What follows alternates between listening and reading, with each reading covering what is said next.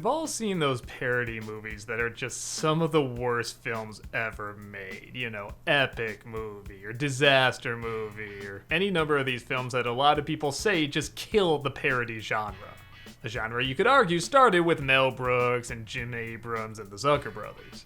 But where did the downfall start? What was the magic movie that began this incredible decline to just some of the worst comedies ever made? Some people say it was Scary Movie, others say maybe High School High, but in my opinion, it's Spy Hard. A movie clearly trying to borrow from the Naked Gun formula, even using the same star, but did not know how to handle this material or really understand why this was all supposed to be funny. The story, like most of these parody films, doesn't matter, but let's go through it anyway. It's about a super spy named WD-40. Alright, that's pretty good. Is of course played by Leslie Nielsen, trying to stop a supervillain from destroying the world, General Rancor, played by Andy Griffith. Isn't that a unique choice? He thinks he destroyed him years ago, but he comes back in one piece, or several pieces. Yeah, that's one of many jokes that isn't that funny. He's teamed up with Agent 314 to not only stop him from destroying the world, but also save another kidnapped agent. So this film was directed by the same guy who directed a lot of those, I don't know how many people can remember this, but Leslie Nielsen VHS movies you would see at rental stores. The ones that you go, I don't know, maybe the kids will like and I might get a laugh here or there, but I'm not expecting much. Well, that's fine for a low-budget VHS release, but for a big-budget theatrical release, especially for the amount of celebrity cameos that are in it, you're expecting a lot more. It's very apparent what's wrong with the humor right at the beginning. Literally, the first few jokes just aren't landing, but you feel like they should. Like Leslie Nielsen is in a helicopter and he opens this briefcase and the papers just fly everywhere. Okay, I guess that's cute, but Mr. T is flying the copter. Why? Referencing the A-Team, maybe? I don't know, he's not in it long enough to get many jokes. He jumps out of the helicopter and then he's just immediately seen drinking some brandy, which, okay, you have to have him just hanging there for a bit while the music's playing like he's trying to look cool and then he brings up the brandy. You can't just cut to him with that. It's even followed by an okay joke where he just drops the bottle and it hits a jogger. That's not bad, but because the lead-in joke wasn't that great, it kind of distracts from it. Then he smokes a cigar. Okay, I guess that's supposed to be a topper from the last joke that wasn't that funny. And then he throws the cigar and it hits the parachute and catches on fire. Okay, that could be funny, but then he just lands like there's no problem. Like, all these jokes are so confused. What made movies like Airplane and Young Frankenstein and all these other films classics is that it almost feels like it's one of those films. It takes the time to really kind of create this environment that you recognize as appreciating in the other movies they're satirizing, but they'll throw in a joke that kind of mocks the tropes while also kind of giving a loving homage to it. There's not really a feeling of understanding the material it's satirizing in this as much as just throwing in a bunch of jokes about it. The editing in this movie, I feel like, is what kills a lot of the jokes. Like I said, no scene can just feel like it can be a movie. It just has to be a joke. Now that's done, I'll go to the next joke. That's done, go to the next joke. The problem with that, though, is imagine seeing a stand-up comedian who does nothing but tell one-liners. And he does it in a different style every single time. He doesn't really tell stories, he just tells, like, knock-knock jokes or something like that. That's not gonna create much of an identity.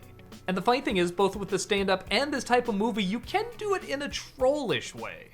Kind of like Steve Martin's early material, both with stand-up and with movies. Like, it's almost a satire of satire, like it's a comedy of comedy, but the film both doesn't mix it up enough or stay consistent enough. It really doesn't feel like the humor has that much direction outside of just tell some jokes that connect to spy films. Remember in Top Gun where Charlie Sheen tries to win over the girlfriend and a romantic song starts to play and then they start to play all the romantic scenes we saw earlier in the movie and then they start adding other romantic scenes from other movies? It's just them in their place, like the end of Rocky or Gone with the Wind and stuff like that. That's satirizing a romantic trope with other romantic tropes, doing a parody of Top Gun, but then in a strange way, other movies very cleverly. It helps the joke. Here, Leslie Nielsen's just a nun out of nowhere. Like, okay, he's in disguise to get away from the bad guys, but then he just starts conducting the nun choir like Sister Act, and that's it. That's the joke. That doesn't help the humor at all. It's not saying anything clever. It's just acknowledging something exists. And there's so many moments like that. I also feel like they didn't really know how to use Leslie Nielsen. The Zucker brothers knew that he had to play it deadpan. He was always praised for that. The jokes worked because he looked so serious and he was so into it. They did the same with Charlie Sheen and a bunch of other actors. They knew that was the secret. Here, they just kind of want him to look silly and overreact and do big, wide-eyed stuff and goofy, cartoony antics. And again, I just don't think they realized how this style of humor was supposed to work. Now, I won't lie, there are a few moments that get some good laughs. I really like the opening with Weird Al Yankovic doing a parody of the James Bond songs.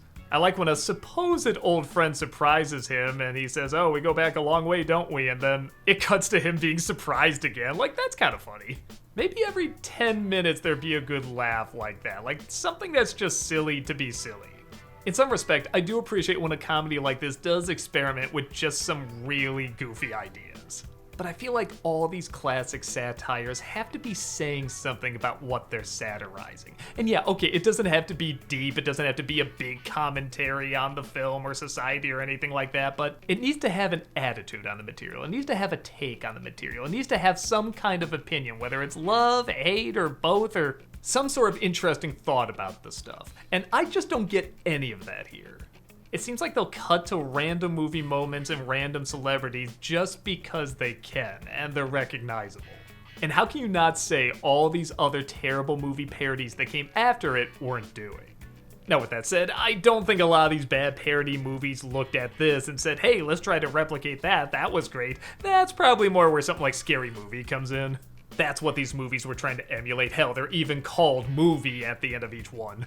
But I think this is when people started to see, yeah, there is a wrong way to do this. And okay, I'm not gonna act like this is the first bad parody to come out. There have been others, but this is the one that so directly took a formula that clearly worked with the same actor and did not understand how to make it work again. It's like if AI wrote a parody movie. It has a lot of the same visuals and elements, but none of the real ideas. Is it the worst of these parody films I've seen? I guess not, but in my opinion, it was definitely the beginning of the end for this genre.